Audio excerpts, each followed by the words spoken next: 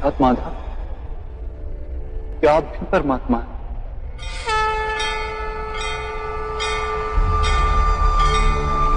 हाँ पार्थ,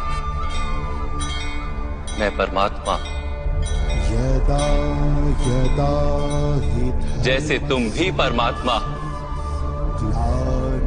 केवल तुम अभी जागृत नहीं हुए हो और मैंने ये जान लिया है। उत्थानम् अधर्मस्य तदात्मानं सृजाम्यहम्।